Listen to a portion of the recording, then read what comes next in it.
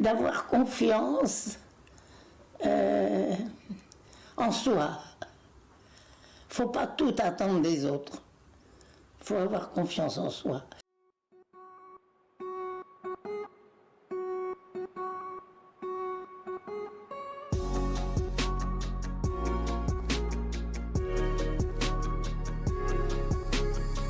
Searching for a second chance in this new world. I find myself living.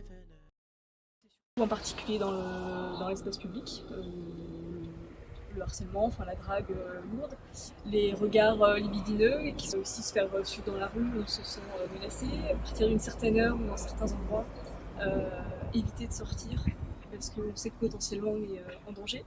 L'égalité dans la ville.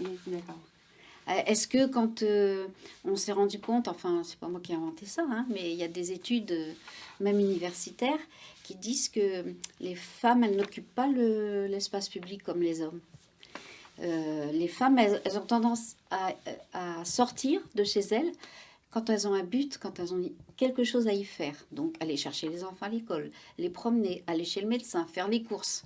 Elles sortent toujours parce que c'est utile pour elles. Donc je voulais dire que l'homme, lui, il sort plus pour ses loisirs. C'est pas du tout la même façon d'utiliser l'espace public. C'est que si on rend un espace plus apaisé, plus rassurant pour les femmes, ou les jeunes filles bien entendu, eh bien ça profite aussi aux personnes âgées, ça profite aux enfants, ça profite aux personnes à mobilité réduite, momentanément ou lourdement handicapées, ça profite à tous. Je pense qu'il faut former les élus. Donc ça a été une tentative de ma part, puisque j'ai obtenu de la sensibilisation plus que de la formation. Parce qu'en fait, quand les décideurs, ceux qui décident, doivent prendre des décisions, il faut qu'ils sachent de quoi ils parlent. Donc je pense que la première chose à faire, qui a été essayée, ça a été la formation. Mais ensuite, ça avait des limites, donc on est rentré dans un plan d'action. Donc dans ce plan d'action, évidemment, il y a plein d'actions.